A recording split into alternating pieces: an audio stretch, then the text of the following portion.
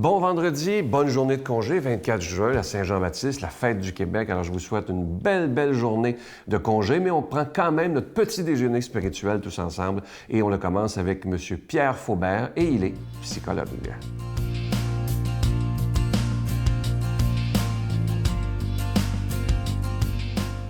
Bonjour et bon vendredi. Ça va toujours, on n'a pas le choix. Combien de fois qu'on entend ça? Là où j'ai mon bureau, il y a un petit casse-croûte et j'ai du plaisir à y aller. La cuisine est bonne, Giovanni fait de la bonne cuisine et c'est là aussi où je rencontre mes collègues avec lesquels je travaille. Il n'y a pas si longtemps, en file d'attente, je croise une dame et je la vois souvent et je lui dis bonjour. Je dis simplement « Comment ça va? » Sa réponse, immédiatement, comme un robot, « Ça va toujours, on n'a pas le choix. » Ouh, c'était plus fort que moi. Et c'est parti probablement trop vite. Je lui ai dit, ça, c'est la pire chose ou la pire réponse que vous auriez pu me donner. Si vous étiez en thérapie avec moi, je ne vous laisserais pas partir comme ça. J'ai senti que ma remarque n'était pas passée inaperçue. J'ai même regretté de l'avoir dit aussi rapidement et sans réfléchir. C'est sorti, comme ça. Après avoir commandé mon repas, je me suis assis. Et doucement, gentiment, cette dame-là, elle vient s'asseoir à ma table et elle me demande ma carte d'affaires. Pourquoi est-ce que cette réponse me hérisse tant? Bien, d'abord, c'est une réponse non réfléchie. J'en fais aussi. Et elle ne peut pas être vraie. Ça ne va pas toujours. Quand elle dit « ça va toujours », c'est pas possible. Ça ne peut pas toujours aller. C'est impossible. Et le « on », hein, on n'a pas le choix, eh bien, ça exclut la personne qui parle. Le « on », ça n'est pas le « je ». Et même si j'utilise le « je », de dire que je n'ai pas le choix est une manière d'abdiquer à ma liberté, à mon libre arbitre, à ma volonté. Je me coince dans un non-choix. Il serait plus juste de dire « ce choix ne m'est pas offert ». J'ai toujours une possibilité de choisir. Même si je me sens coincé, je dois regarder mes options, analyser, juger, choisir la meilleure option pour moi. Revenons à la dame de tantôt. 2 jours plus tard, elle est venue me voir pour me dire qu'elle avait décidé de se séparer de cet homme, ce conjoint, qui depuis des années l'humilie et lui fait beaucoup souffrir. Elle avait enduré pendant des années ces humiliations, et quand les gens lui demandaient comment ça allait, eh bien, elle avait toujours sa réponse toute faite. Ça va toujours, on n'a pas le choix. Cette réponse, elle est symptomatique d'une forme d'esclavage. L'esclavage où l'esclave n'est pas libre. J'entends trop souvent dans la bouche de nos leaders politiques ou autres, « je n'ai pas » ou « nous n'avions pas le choix ». C'est très répandu et même dans nos médias. C'est mauvais signe, surtout pour un peuple qui se pose des questions sur son autonomie. Ma remarque se veut une invitation à prendre conscience de nos incongruences quotidiennes. Elles envoient à nos jeunes ce message contradictoire. Vous êtes libre, mais vous n'avez pas le choix. Par rapport à ce sujet, Jésus est un modèle pour moi. Les évangiles nous rapportent souvent qu'il demande aux personnes qui voulaient être guéries. Par exemple, en Marc 10, 51, Jésus dit « Que veux-tu que je fasse pour toi? » Et en Saint Jean, « Si vous demeurez dans ma parole, vous êtes vraiment mes disciples, vous connaîtrez la vérité et vous serez libres. » Bon week-end. Notre Père qui es aux cieux, que ton nom soit sanctifié, que ton règne vienne, que ta volonté soit faite sur la terre comme au ciel. Donne-nous aujourd'hui notre pain de ce jour. Pardonne-nous nos offenses, comme nous pardonnons à ceux qui nous ont offensés. Ne nous laisse pas entrer en tentation, mais délivre-nous du mal, car c'est à toi qu'appartient le règne, la puissance et la gloire, pour les siècles des siècles. Amen.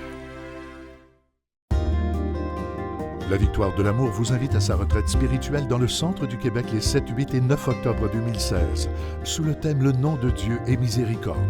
Venez vivre des moments de ressourcement inoubliables en compagnie de l'abbé Éloi Giard, Pierre-Luc Bordelot, Sœur Angèle, Sylvain Charon, Brigitte Bédard, Miguel Padilla, avec la présence exceptionnelle de Franck Nicolas, conférencier reconnu mondialement, qui nous enseignera sur l'importance du pardon. À l'hôtel et suite Le Dauphin à Drummondville. Réservé au 514-523-4433 ou sans frais 1-888-811-92-91. Venez vivre une expérience de libération intérieure inoubliable pour être enfin libre.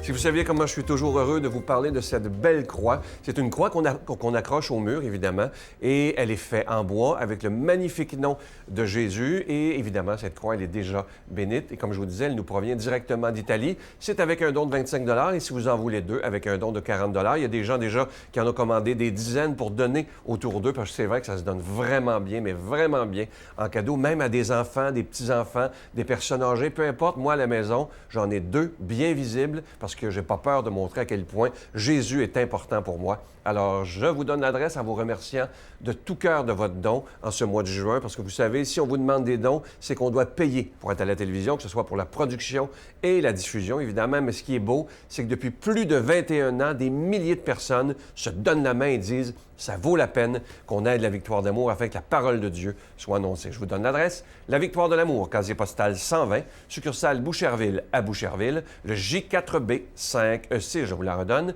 la Victoire de l'amour, casier postal 120, succursale Boucherville à Boucherville, le J4B 5E6. Également par téléphone, par carte de crédit du lundi au vendredi, de 8h30 à 16h30 dans le 514-523-4433, 523-4433 ou sans frais, le 1-888-811-9291,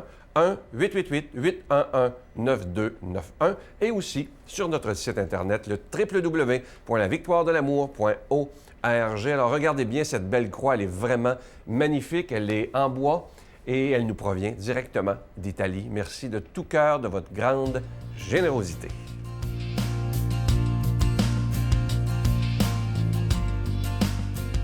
Mon Dieu, donnez-moi la sérénité d'accepter les choses que je ne peux changer, le courage de changer les choses que je peux et la sagesse d'en connaître la différence. Amen. Aujourd'hui, cette page d'Évangile est proclamée par quelqu'un qui était aumônier 38 ans à la prison de Bordeaux. Il s'agit du Père Jean.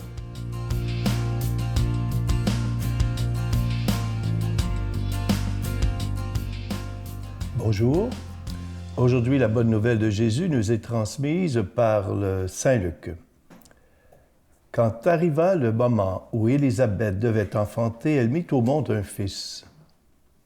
Ses voisins et sa famille apprirent que le Seigneur lui avait prodigué sa miséricorde et ils se réjouissaient avec elle. Le 8e jour, ils vinrent pour la circoncision de l'enfant et voulaient le nommer Zacharie comme son père. Mais sa mère déclara « Non, il s'appellera Jean ». On lui répondit « Personne dans ta famille ne porte ce nom-là ». On demandait par signe au père comment il voulait l'appeler. Il se fit donner une tablette sur laquelle il écrivit « Son nom est Jean ». Et tout le monde en furent étonnés. À l'instant même, sa bouche s'ouvrit, sa langue se délia. Il parlait et il bénissait Dieu. La crainte saisit alors les gens du voisinage, et dans toute la montagne de Judée, on racontait tous ces événements. Tous ceux qui les apprenaient en étaient frappés et disaient « Que sera donc cet enfant ?» En effet, la main du Seigneur était avec lui. L'enfant grandit et son esprit se fortifiait. Il alla vivre au désert jusqu'au jour où il devait être manifesté à Israël. Acclamons la parole de Dieu. D'abord, je veux vous souhaiter à vous tous et toutes qui nous écoutez une joyeuse fête du Québec, fête nationale du Québec, mais encore plus, joyeuse fête de la Saint-Jean-Baptiste parce que c'est la fête de notre grand patron, Saint Jean-Baptiste, qui est le patron de tous les Canadiens français. Vous savez, c'est pas n'importe quel patron que nous avons. Saint Jean-Baptiste. Dans les Écritures, dans le Nouveau Testament, les deux seuls personnages dont on fête la naissance et la mort sont Jésus et Jean-Baptiste. Vous allez me dire, oui, mais on fête la nativité de la Vierge, on fête aussi son Assomption, c'est-à-dire la dormition. Non, ce n'est pas écrit dans l'Écriture, sur la mort de Marie et sa mort et sa naissance. Alors, on fête la naissance de Jean-Baptiste et aussi sa mort, comme on fête la naissance de Jésus et la mort de Jésus. Mais qui est-il donc, ce bonhomme? Ce grand prophète, le dernier grand prophète de l'Ancien Testament. D'abord, c'est un homme qui vivait dans le désert, d'une façon très, très frugale. Il prêchait un baptême de conversion. Il était la voix qui crie dans le désert. Et aussi, c'est lui qui nous présente Jésus. Voici l'agneau de Dieu qui enlève le péché du monde. C'est un homme humble. Il dit, je ne suis pas digne de délier les sandales, la courroie des sandales de Jésus. Et en plus, il va dire, il faut que lui grandisse et que moi je diminue. Il va dénoncer aussi Hérode, parce qu'Hérode avait volé la femme de son frère, puis il va prendre le parti des petits et des pauvres, puis il va être fidèle au Christ jusqu'au martyre. Mais regardez ce que Jésus va dire de Jean-Baptiste. Il va dire ceci, « Jean-Baptiste est le plus grand de tous les hommes, mais le plus petit dans le royaume est plus grand que Jean-Baptiste. » Pourquoi Jean-Baptiste prend-il le nom de Jean et non pas le nom de son père comme la coutume le veut? Le nom Jean veut dire « Dieu qui fait grâce ». Et le nom de Jésus veut dire « Dieu qui sauve ». Et Jean, c'est celui qui vient nous dire, nous annoncer, nous présenter Jésus qui va sauver le monde. On est sauvé par pure grâce. Par pure grâce. Comme le nom de Jean-Baptiste dit, Dieu fait grâce, on est sauvé par pure grâce. Vous savez, ce n'est pas par nos bonnes œuvres qu'on est sauvé. Autrefois, on nous disait, il faut gagner son ciel. Le ciel nous est donné, c'est un cadeau. Nous n'avons qu'à l'accueillir. Nous n'avons qu'à l'accueillir. Et Saint Paul dit, ce n'est pas par nos bonnes œuvres qu'on est sauvé, mais par pure grâce, par pur don de Dieu. Mais comment accueillir ce cadeau? C'est par l'amour. Par l'amour de Dieu, l'amour du prochain, mais aussi dans le service. Ces deux amours sont inséparables. Si tu dis que tu aimes Dieu, alors que tu détestes ton frère, alors tu es un menteur. Commence par aimer ton frère et tu pourras dire que tu aimes Dieu par la suite.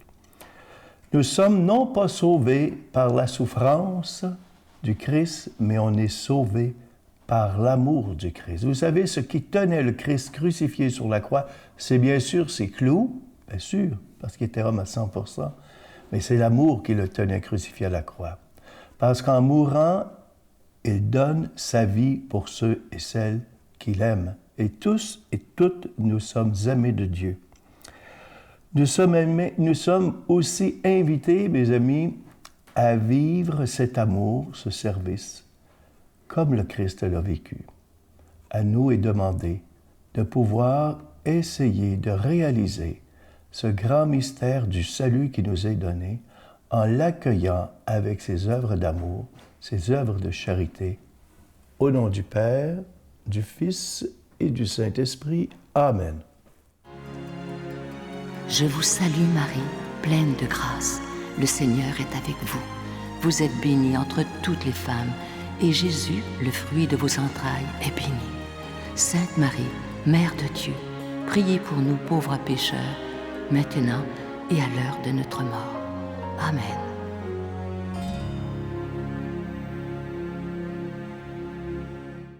Je vous laisse avec une belle pensée qui dit ceci, ça fait sourire aussi, mais c'est tellement vrai. Une relation sans confiance est comme une voiture sans essence. Vous pouvez y rester aussi longtemps que vous voulez, mais elle ne vous amènera nulle part. C'est tellement vrai. Je vous souhaite une belle journée. Prenez soin de vous aujourd'hui et regardons ce qu'il y a de beau et de grand dans notre monde. À demain. Bye. Il faut dire que là où Dieu est, là aussi sont les hommes. Et notre humanité en elle-même, elle est empreinte de faiblesse et de manque. Et souvent, le manque humain est venu comme voiler l'action de Dieu ou la ternir. Et c'est dommage de le dire comme ça, mais souvent les hommes ont fait mal à l'œuvre de Dieu.